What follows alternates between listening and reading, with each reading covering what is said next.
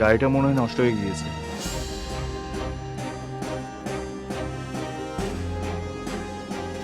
কি হলো, তোমার কি আবার মন খারাপ হয়ে গিয়েছে? ঠিক এরকমই একটা ঘটনা ঘটেছিল আজকে থেকে 3 মাস আগে। আমার বাবা অনেক শখ করে সিলেটে একটা টি গার্ডেন কিনেছিল, মাকে নিয়ে সেখানেই যাচ্ছিল, কিন্তু হঠাৎ করে রাস্তায় ইঞ্জিনটা নষ্ট হয়ে গেল। আর তখনই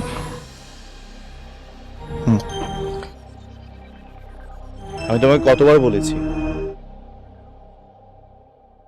এই কথাগুলো না বলার জন্য। তুমি যতবার এসব কথা বলো ততবার তোমার মন খারাপ হয়ে যায়, আর তোমার মন খারাপ আমি দেখতে পাই না। আচ্ছা মা, বলতে পারো ঘটনাস্থল থেকে কেন আমাদের ড্রাইভার সোহেলের ডেড বডি পাওয়া যায়নি? সেটা আমি নিজেও জানি না, কারণ স্পটে আমি নিজেও যাইনি। যদি এটা আসলে কোনো অ্যাক্সিডেন্ট হয়ে থাকে তাহলে সুলতান কোথায়? তাকে কেন আর কখনো খুঁজে পাওয়া গেল না?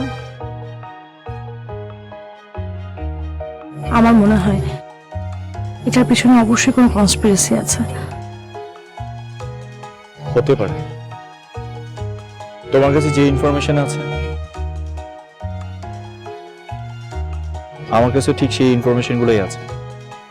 আমি নিজে আসলে ক্লিয়ার না এটা নিয়ে।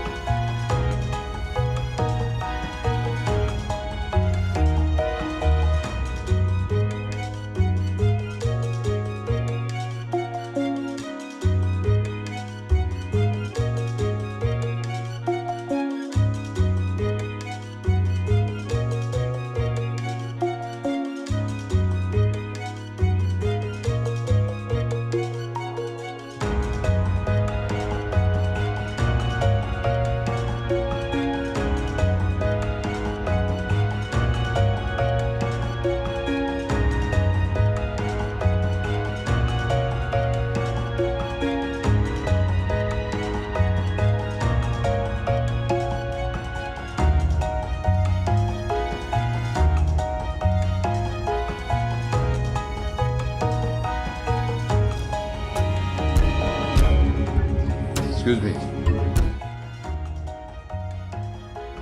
আমার নামে একটা রুম বুকিং দেওয়া ছিল। কি নামে ছিল বুকিংটা? শুভ্র। শুভ্র বসের আগমন, শুভেচ্ছা স্বাগতম। বান্টি, কেমন আছিস তুই? খুব একটা ভালো না। আমি ভাবছিলাম আদালত পাড়া থেকে তোরে রিসিভ করবো, কিন্তু তার আগে তো তুই রিসিভে চলে আসবে।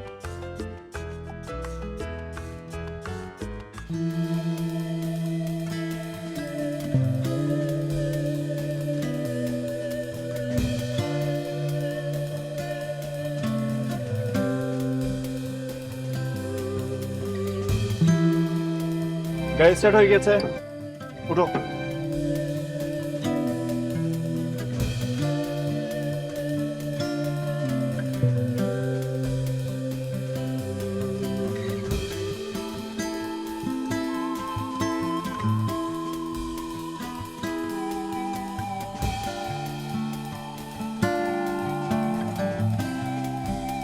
শোন, মানুষের সব আশা না পূর্ণ হতে নেই।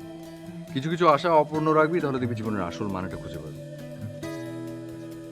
যাক, এদিকে সবকিছু ঠিকঠাক তো? হ্যাঁ, এদিকে সবকিছু ঠিকঠাক। আর তুই কিন্তু ওনাদের আগে চলে আসছিস। কোনো অসুবিধা নেই, ঠিক আছে, চল।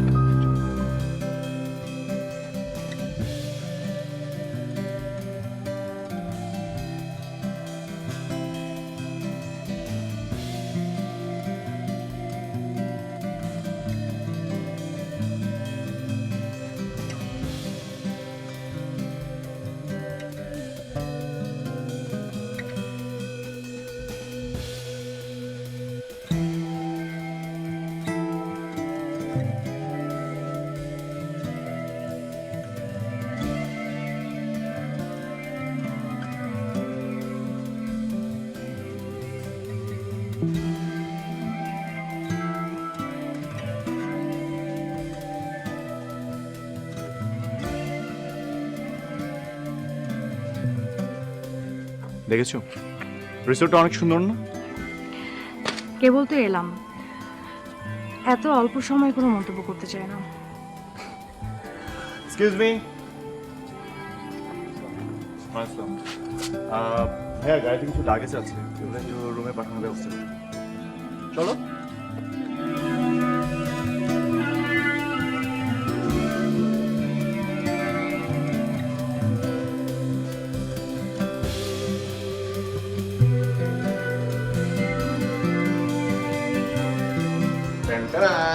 First copy. Thank you.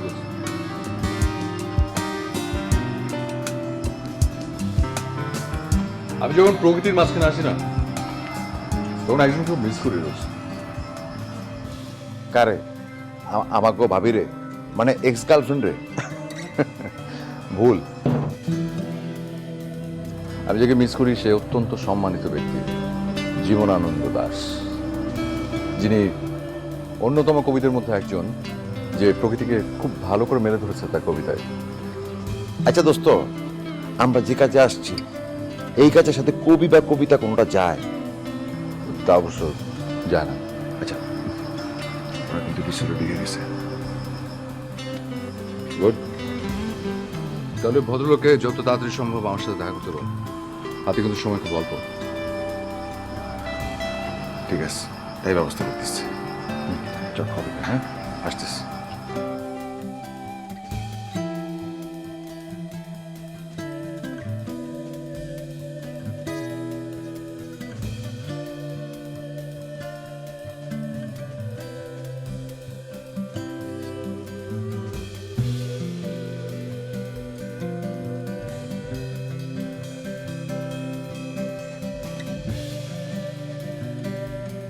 এটা তো ঢাকার অনেক কাছে, তো তুমি নিশ্চয়ই এখন এতটা টায়ার্ড না যে আমরা ঘুরতে যেতে পারবো না। আসলে আমি চাচ্ছি না তুমি এখন বেরো, তোমার রেস্টের দরকার।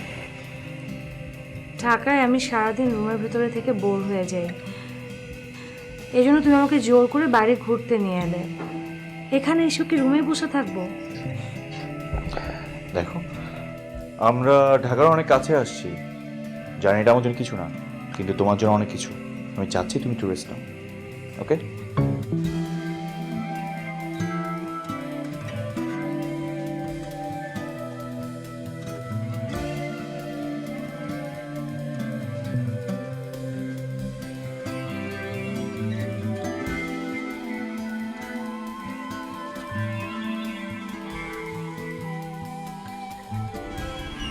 আপনি?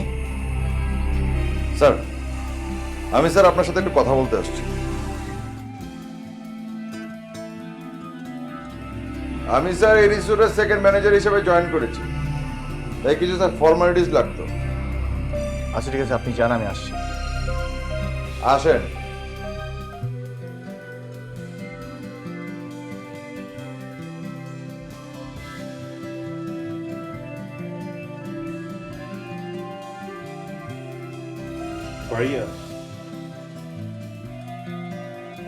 কিছু ফর্মালিটিস আছে, ওগুলো আমি শেষ করছি, তুমি ততক্ষণ একটু রেস্ট নাও, ঠিক আছে? আমি আসছি, বাই।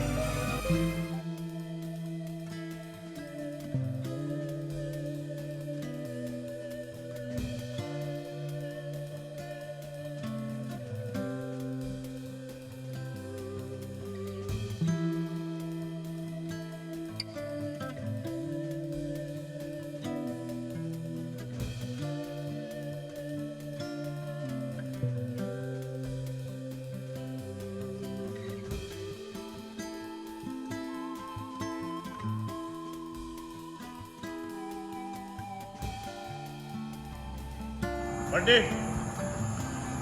তুই দাঁড়া। স্যার দাঁড়ানোর সময় নাই, হাতে সময় খুব কম। বস কইতাছে যা করতে হইব তাড়াতাড়ি করতে হইব। চলেন। তাই বলে তুমি আমার কলিং বেল চাপ দিবা? দেখো বান্টি, ফারিয়া যদি সন্দেহ করে তাহলে তুমি সহ আমরা সবাই বিপদে পড়বো। আর মিথ্যা কথা বলার কি প্রয়োজন ছিল? তুমি বলেছো এই রিসোর্টের সেকেন্ড ম্যানেজার। স্যার, আপনার কোনো টেনশন নেন না। আসলে এইসব লাইনে কাজ করতে গেলে দুই চারটা মিথ্যা কথা বলতে হয়। আর আপনি এত টেনশন নিতেছেন কেন? সব টেনশন তো আমার বসের। আপনার শুধু টাকা আর টেনশনটা আমাদের। তুমি সারাক্ষণ বস বস কর কেন? সে না তোমার ক্লোজ ফ্রেন্ড? শুভ্র আমার ভালো বন্ধু, কিন্তু কাজের সময় তো আমরা প্রফেশনাল, তাই না? তোর আমি বস বলতেই পারি। ঠিক আছে, তোমার বস কই এখন?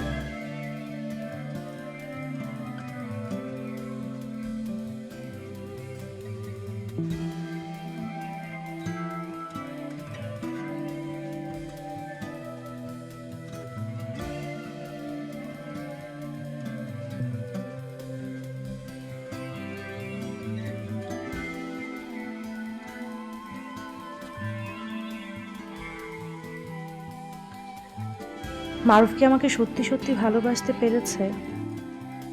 মাঝে মাঝে মনে হয় ও আমার থেকে বিজনেসকেই বেশি ভালোবাসে, সব সময় বিজনেস নিয়ে পড়ে থাকতে চায়।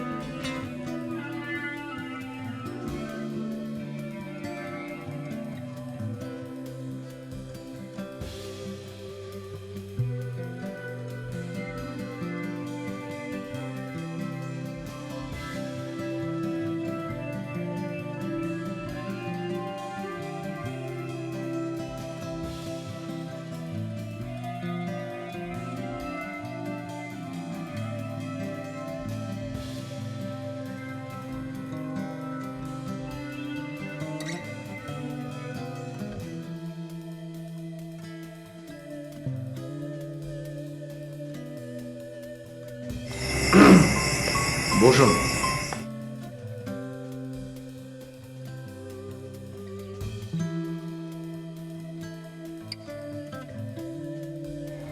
তাহলে আপনি সেই মারুফ আহমেদ যে আমার জামিনের ব্যবস্থা করেছেন? জি। ধন্যবাদ। ধন্যবাদ দিয়ে আমাকে ছোট করবেন না। আপনাকে জামিন দিয়ে ছুটিয়েছি, তার পিছনে একটা কারণ আছে। আমার নিজের স্বার্থের জন্য আমি আপনাকে ছুটিয়েছি। সব কিছুর পেছনেই কোনো না কোনো স্বার্থ থাকে। ছোট ছোট অনেক স্বার্থ মিলে এই বৃহৎ পৃথিবীটা চলছে। যাই হোক, আমার হাতে সময় খুব কম, সেটা আর কেউ না জানুক, আপনিই ভালো জানেন। তাই আগে থেকে বলে রাখছি, আমি আপনার কাজ তুলে দেব, শুধু আমার কাজের মাঝখানে কোনো ইন্টারফেয়ার করা যাবে না। আমার আবার খুব সহজে মাথা গরম হয়ে যায়, আর গরম হয়ে গেলে বুদ্ধি লোপ পেতে শুরু করে। আমার যদি সে সাহস থাকতো তাহলে এই কাজটা আমি নিজেই করতাম, আপনার উপর ভরসা করতাম না। আমি শুধু টার্গেটটা আপনার হাতে এনে দেব, বাকি কাজটা আপনি করে নেবেন।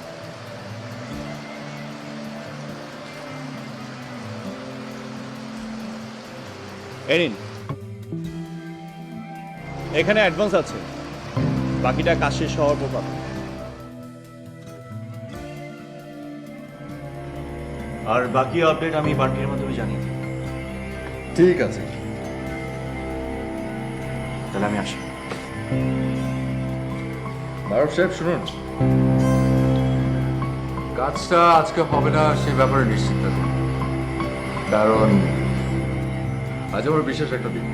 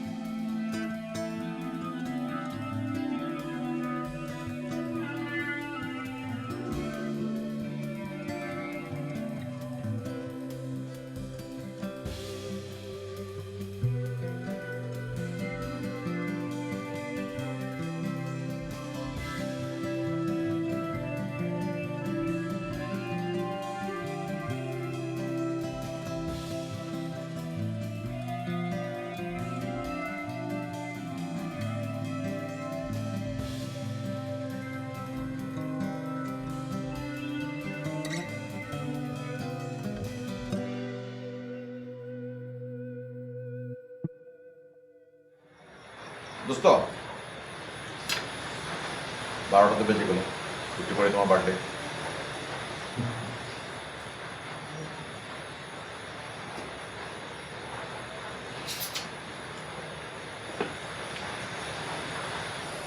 বান্টি, এই মোমটার আলোর দিকে একটু ভালো করে চেয়ে দেখ। একটা শিক্ষা আছে ওদের আলোয়। ওরা নিজেরা জলের পুরে শেষ হয়ে গিয়ে আলোয় ছড়িয়ে যাচ্ছে। যেমন তুই তেমনি তোর ভাবনা, কিছুই বুঝতে পারি না। এই না পারাটা যতদিন থাকবে না, এই পৃথিবী থেকে অশান্তি নামক কলঙ্কটা কোনোদিন মুছবে না। আজ আমার জন্মদিন। আজকের এই দিনটাতে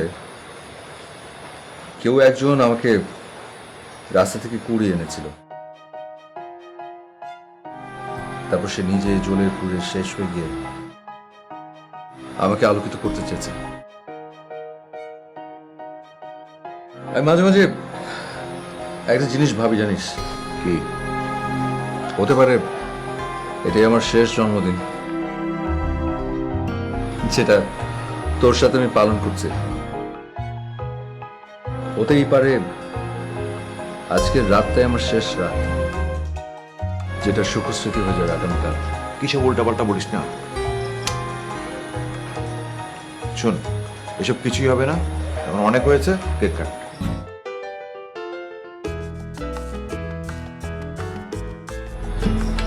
happy birthday to you, happy birthday to you, happy birthday deer.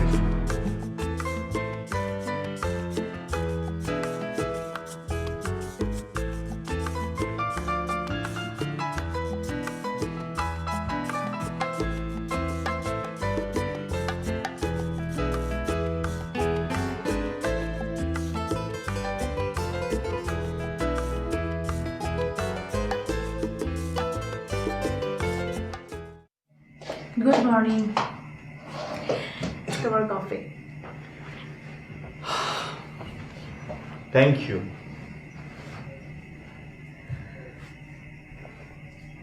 বাহ, তুমি তো অনেক ভালো কফি বানাতে পারো। এতদিন আমি এই মজার কফিটা মিস করতাম। আমার বানানো কফির সাথে না একটা ইমোশন জড়িয়ে আছে। বাবা আমার হাতে বানানো কফি খুব পছন্দ করতো। শেষবার যখন কফি বানিয়েছিলাম সেটা বাবার জন্যই ছিল। আচ্ছা মারুফ, তুমি কি আমার জন্য একটা কাজ করতে পারবে? কিরকম? তুমি কি আমাদের ড্রাইভারের বাড়িতে কাউকে একটু পাঠাতে পারবে খোঁজ খবর নেয়ার জন্য? সে কি আসলেই মারা গেছে নাকি বেঁচে আছে, আর বেঁচে থাকলে সে বাড়িতে যায় কিনা? কিন্তু এটা করে কি লাভ? আমি জানতে চাই আসলে রহস্যটা কি। সেদিন কি আসলে অ্যাক্সিডেন্ট হয়েছিল নাকি অন্য কিছু? দেখো ফারিয়া, তোমার বাবা কিন্তু একটা কথা বলে গিয়েছিল, এটা একটা অ্যাক্সিডেন্ট ছিল। আর ড্রাইভার তোমার বাবা মাকে বসিয়ে রেখে কিছু একটা কিনতে গিয়েছিল। তাহলে এত বড় একটা ঘটনা ঘটে যাওয়ার পর সে আমাদের সাথে দেখা করতে আসলো না কেন? ওরা গরিব মানুষ, আর এসব ব্যাপারে তো গরিব মানুষদের হয়তো একটু বেশিই থাকে।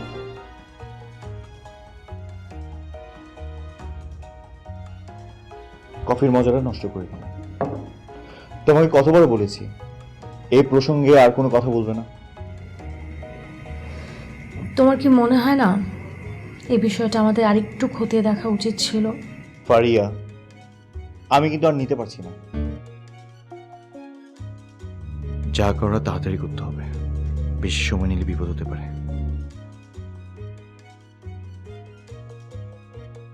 আই এম সরি, তোমার সাথে আমার এত জোরে কথা বলা উচিত হয়নি।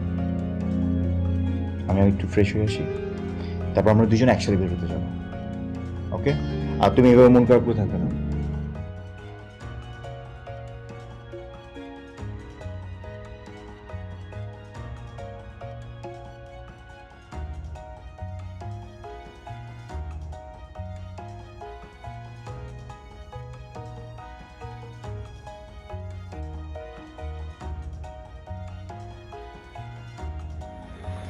বান্টি, হ্যাঁ আরে বোর লাগছে তো, ভুলে নামি নাকি? না আম্মু না করছে। শালা। আচ্ছা শোন, টার্গেটের ডিটেলস আমাকে বলতো। দোস্ত সেই রকম অপূর্ব সুন্দর।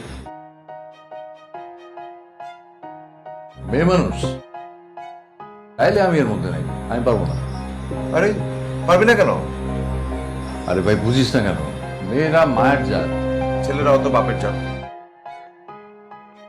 তখন তো ঠিকই পারো। আরে বাবা, এটা তো আমাদের প্রফেশন।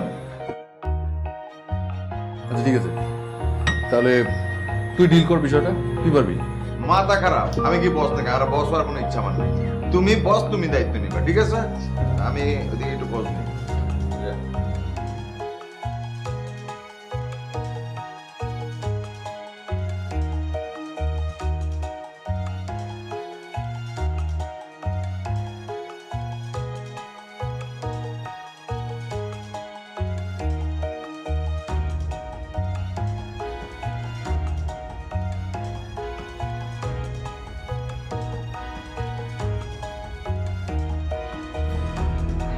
থ্যাংক ইউ মারুফ।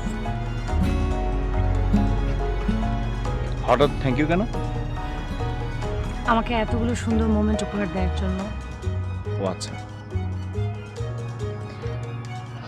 তোমাকে একটু কেমন যেন দেখাচ্ছে, কোনো কারণে কি তুমি ডিস্টার্বড? কই না তো, আমি ঠিক আছি, জাস্ট এমনিতে একটু।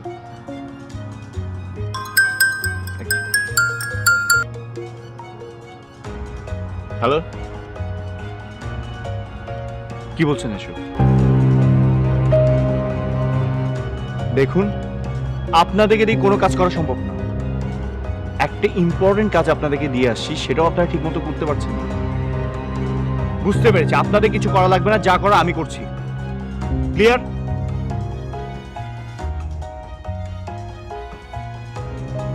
কি হচ্ছে মারুফ? কি আর হবে, অনেক বড় একটা সমস্যা হয়েছে। তোমার বাবা অফিসে যেসব কর্মচারী রেখে গেছে, সবগুলো একটার থেকে একটা বড় ফাঁকিবাজ। ওদেরকে দিয়ে না কোনো কাজ করানো সম্ভব না। আজকে একটা ফরেনার বায়ারের সাথে ইম্পর্টেন্ট একটা মিটিং ছিল, সেটাই অ্যারেঞ্জ করতে পারছে না। তাহলে কি আমাদের এখনই ঢাকা ব্যাক করতে হবে? মিটিংটা অবশ্য ঢাকায় না, এখান থেকে কাছে। আমার যেতে হবে, 2-3 ঘন্টা সময় লাগবে, এর মধ্যে আমি ফিরে আসবো। আমি তোমাকে একা যেতে দেবো না, আমিও যাবো তোমার সাথে। একদম বাচ্চা মতো, কারণ আমি ওখানে গিয়ে এই ফাঁকিবাজগুলোর সাথে অনেক চিৎকার চেঁচামেচি করি, আর আমি চাই না আমার এই খারাপ ফেসটা তুমি দেখো। আমার প্রতি ভরসা তোমার কমে যাবে যদি তুমি আমার খারাপ ফেসটা দেখো। কি হলো, তুমি মন খারাপ করছো কেন? আমি কথা দিচ্ছি, আমি বেশি সময় নিব না, আর আমি আস্তে আস্তে তুমি এই রিসোর্টটাকে পুরো ঘুরে দেবে, তুমি এনজয় করতে পারবে। আমার লক্ষ্মী শোনার মতো মন খারাপ করবে, ওকে? বাই।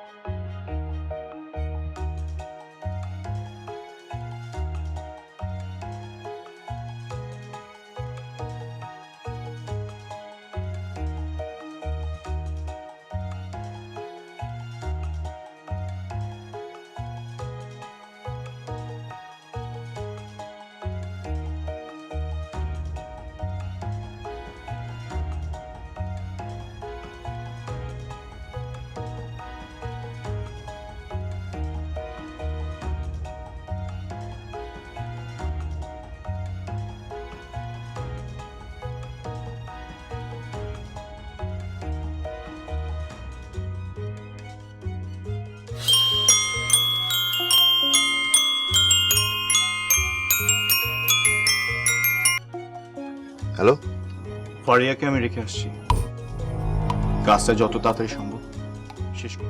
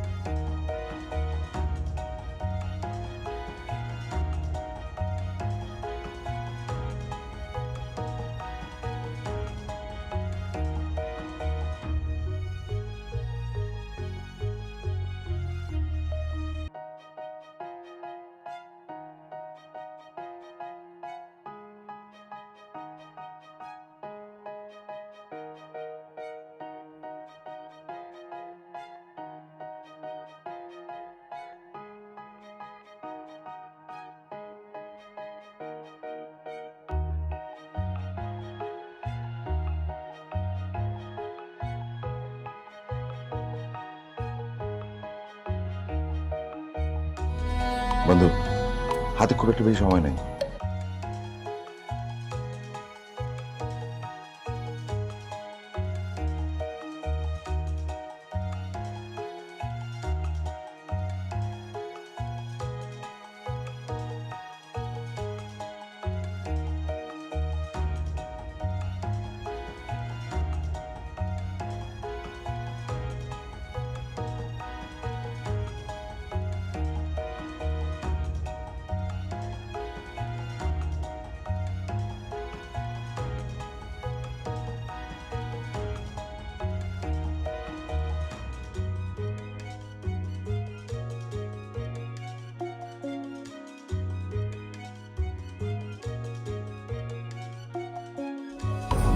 এক্সকিউজ মি,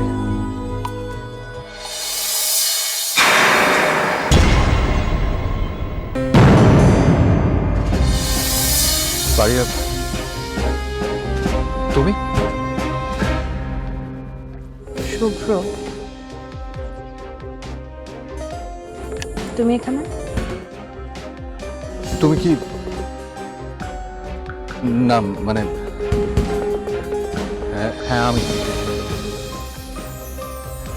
এখানে এখানে একটা কাজে এসেছি, কিন্তু তোমার সাথে হঠাৎ এভাবে দেখা হয়ে যাবে আমি সত্যি ভাবিনি। ধরা পড়ে গেলে? তুমি তো জীবন যুদ্ধে সেই পরাজিত সৈনিক সে তার প্রেমিকাকে না বলে বিনা নোটিশে পালিয়ে গিয়েছিল।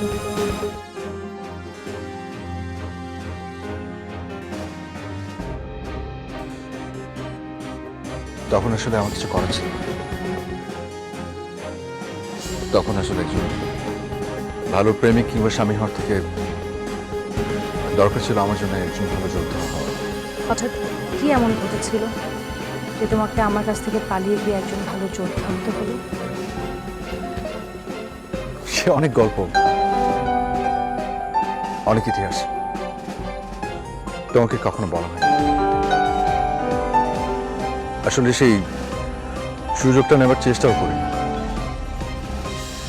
আজ যখন এভাবে হঠাৎ দেখা হয়ে গেল তাহলে একটু হলেও বলি। আমি হঠাৎ করে একদিন জানতে পারলাম যে আমি যাদেরকে বাবা মা হিসেবে জানি তারা আসলে আমার আপন বাবা মা না।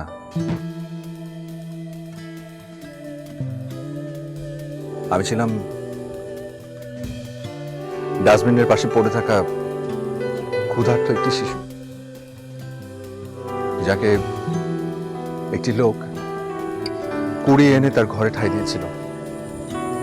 মানে শুভ্র, কি বলছো এসব? সত্যি বলছি ফারিয়া, যে মানুষটাকে আমি বাবা বলে জেনেছি, যে মানুষটা আমাকে তার সন্তান হিসেবে বড় করে তুলেছেন, এতদিন পরে জানতে পারলাম তিনি ছিলেন একজন প্রফেশনাল কিলার। তোমাকে জানাইনি, মনে হয়েছে শোনার পর তুমি যদি আমার থেকে আরো বেশি কষ্ট পাও,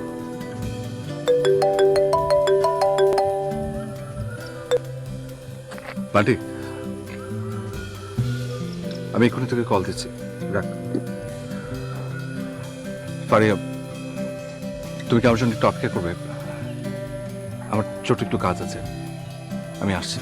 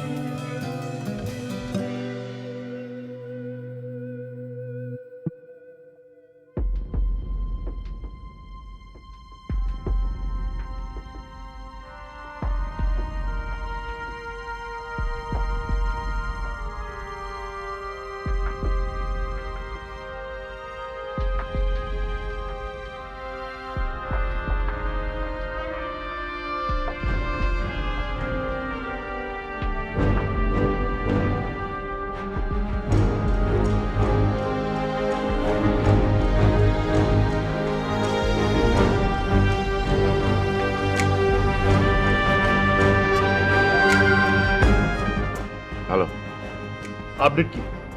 ভালো না। মানে তোমরা কাজটা এখন পর্যন্ত শেষ করতে পারো না? আপনার বউ দরজা বন্ধ করে রুমে বসে আছে। হইচই করলে মনে হয় জেনে যাবো না। তার চেয়ে আপনি এক কাজ করেন, আপনি এখানে চলে আসেন। ঠিক আছে, কি করা যায় সেটা আমি দেখছি। ওকে, আসেন।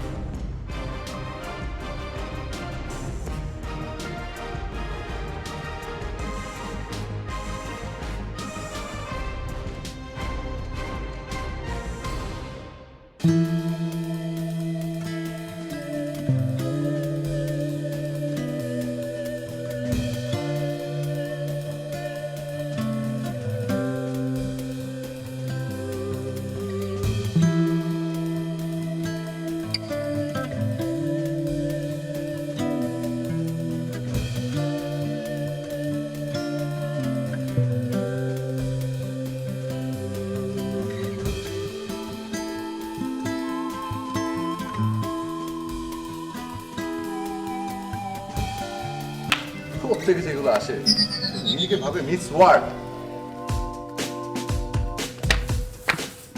আমি মিস ওয়ার্ল্ড মিস ইউনিভার্স সেটা নিয়ে আপনার গবেষণা না করলেও চলবে। আপনি কোত্থেকে এসেছেন আপনি সেটা নিয়ে ভাবেন। পাও সুন্দর না? ভীষণ সুন্দর। বলেছিলাম আপনাকে।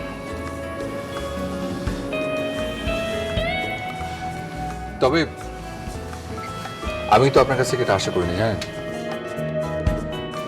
কোনটা?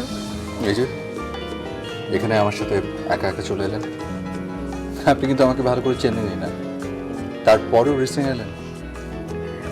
আমি একটা কথা বিশ্বাস করি জানেন, আমি যদি কারো কখনো ক্ষতি না করি কেউ কখনো আমার ক্ষতি করবে না।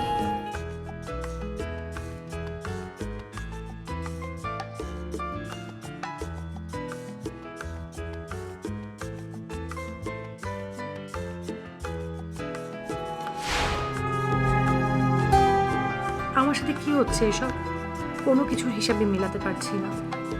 হঠাৎ এভাবে বাবা মায়ের চলে যাওয়া, মারুফের সাথে বিয়ে, এখন আবার শুভ্রের সাথে দেখা, সেটাও অন্যভাবে। কিছুই মেনে নিতে পারছি না। আমি চাই না যে শুভ্রর সাথে আমার আর কখনোই দেখা হোক। কিছু একটা হচ্ছে, বিষয়টা আমাকে যেভাবে হোক বের করতে হবে।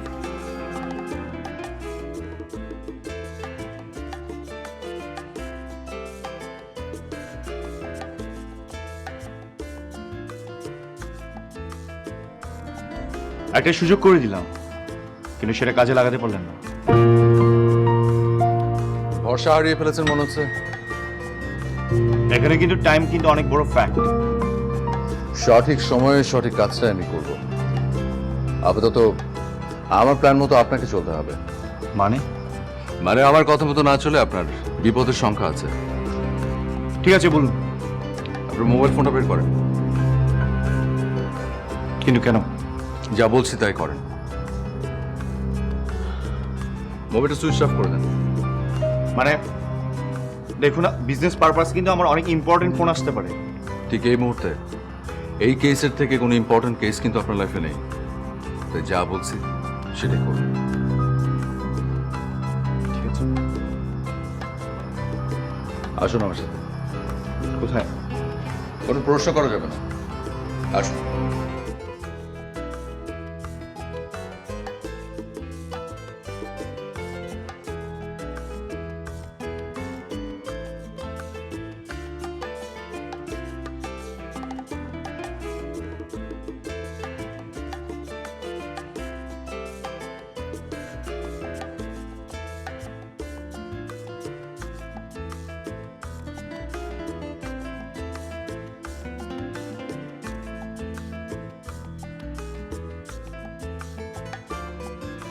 আবারও আসতে হলো।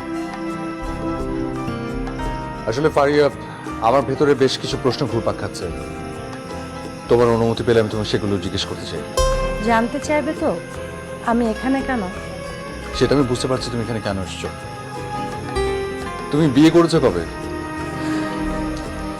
মারুফের সাথে আমার বিয়ে হয়েছে মাস 3 হবে। আব্বু আম্মু নেই শুভ্র। রোড অ্যাক্সিডেন্টে 3 মাস আগে আব্বু আম্মু। আমি আসলে সরি ফারিয়া, মানে আমি আসলে এসব জিজ্ঞেস করে তোমাকে কষ্ট দিতে চাইনি। জানো শুভ্র, আমি শুধু একটা জিনিস এখনো মেনে নিতে পারি না, আমার বাবা মা বেঁচে নেই আর আমাদের গাড়ির ড্রাইভার এখনো পলাতক।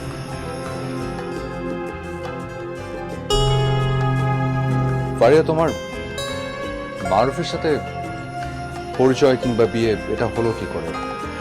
তুমি মারুফকে চেনো? হুম। কিভাবে? চিনি কোনো একভাবে। তুমি প্লিজ বলো। মারুফ আমার সেকেন্ড কাজিন ছিল। ও বাবার ব্যবসা দেখাশোনায় হেল্প করতো। বাবা মারা যাওয়ার সময় মারুফের হাতে আমাকে তুলে দিয়ে যায়। আমি বাবার শেষ ইচ্ছাটা অপূর্ণ রাখতে চাই না। মারুফ এখন কোথায় আছে তুমি জানো কিছু? ও একটা ইম্পর্টেন্ট বিজনেস মিটিংয়ে একটু রিসোর্টের বাইরে গিয়েছে। কিন্তু কেন বলো তো? মারুফের মিটিং এর জন্য রিসর্টের বাইরে যায়নি।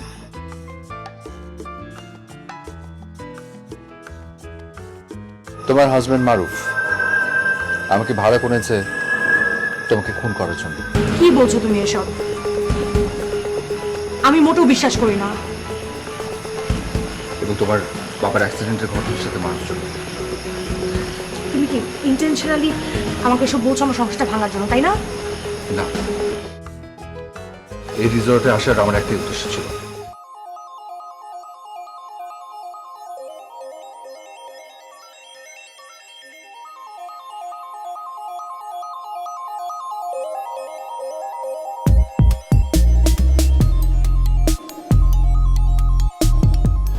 তুমি তো আমার সাথে এসো কোথায়? প্লিজ।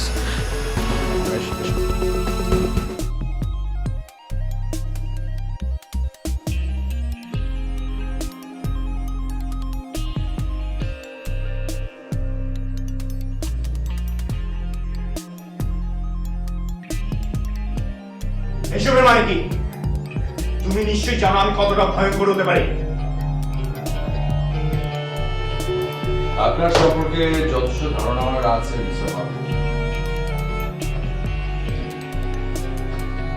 রাজ্য এবং রাজকন্যা দুটোই তো হাসিল করেছেন, তাহলে শুধু শুধু কেন রাজকন্যাকে পৃথিবী থেকে নিশ্চিহ্ন করতে চাইছেন আপনি? তুমি আমার সাথে এমন কেন বেমানি করছো? ফারিয়াকে খুন করার জন্য আমি তোমাকে টাকা দিয়েছি। তোমার যদি টাকা কম মনে হয় আমাকে বলো, আমি দ্বিগুণ বাড়িয়ে দিব।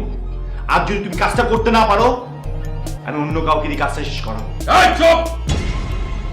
আর একটা কথা যদি মুখ দিয়ে বের হয়, খোদার কসম এখানে পুঁতে রেখে দেব। আর তোর সাথে বেইমানি কি করলো? বেইমান তো তুই, যে মানুষটা তোকে বিশ্বাস করে ভালোবেসে তোকে আগলে রেখেছিল, যে তোকে বিজনেস শিখিয়েছে, এত দূর এনেছে, তার জীবনটা তুই কেড়ে নিলি। ভালোবাসার প্রতিদান তুই এভাবে দিলি? কি বলছো এসব? আমি আমি কার সাথে বিশ্বাসঘাতকতা করিনি। আর একটা মিথ্যা কথা বলবি না। আমরা বিশ্বাস করতে কষ্ট হচ্ছে যে তোর মতো একটা জানোয়ার আমার সামনে একটা জীবিত আছে। তোর মতলব আমি বুঝতে পারছি। কি লাগবে? আর কত বাড়াই দিতে হবে তোর? তোর সাথে যা কন্ট্রাক্ট হয়েছে তার 4 গুণ আমি তোকে দিব। আর একটা আমার কথা বলবে, এখানে যে কটা ঘুরে আছে না প্রত্যেকটা মাথা পারিয়া।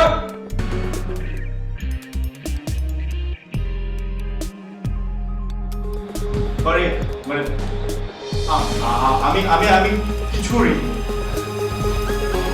ছি মারুফ, ছি, তুমি এটা কিভাবে পারলে? আমার বাবা তোমার জন্য কি করে নাই মারুফ?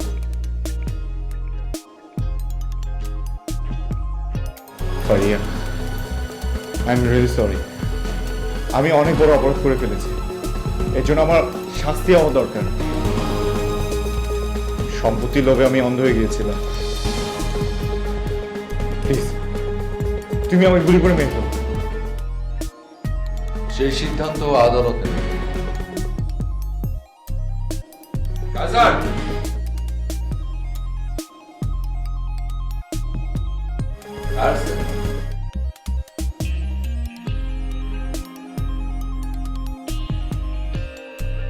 মানে তোমরা? হ্যাঁ, আমি অ্যাসিস্ট্যান্ট কমিশনার শুধু, আর ও আমার কলিগ ইন্সপেক্টর কাসেম।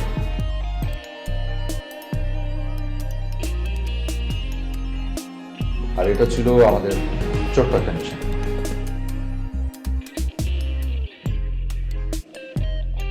বাবা একজন প্রফেশনাল কিলার হয়ে আমাকে গড়ে তুলেছেন একজন পুলিশ অফিসার হিসেবে। উনি চেষ্টা করেছেন আমাকে একজন আদর্শবান নীতিবান মানুষ হিসেবে প্রতিষ্ঠা করতে। কিছুদিন আগেই ডিবিতে আমার পোস্টিং হয়। তোমাদের ড্রাইভার সুলতান কিছুদিন আগে থানায় আত্মসমর্পণ করেছে, আর তার জবানবন্দির ভিত্তিতে আমরা মারুফকে অনুসরণ করা শুরু করি।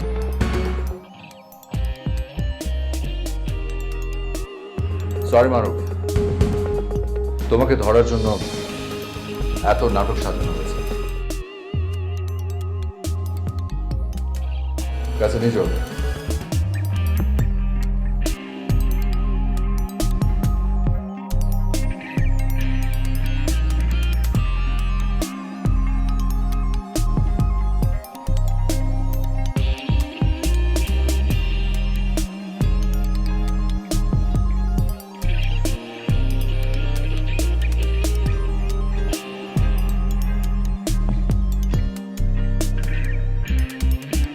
আর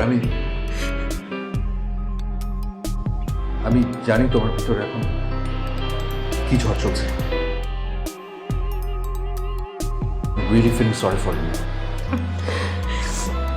আমাকে পারলে মাফ করে দিও।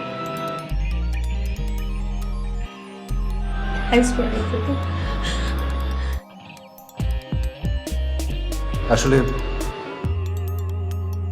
আসলে এই পৃথিবীতে সব ভালোবাসা না পূর্ণতা পায় না। আমরাও সেই অভাগার দলের দুজন। আমাদের ভালোবাসাটা অপূর্ণ থেকে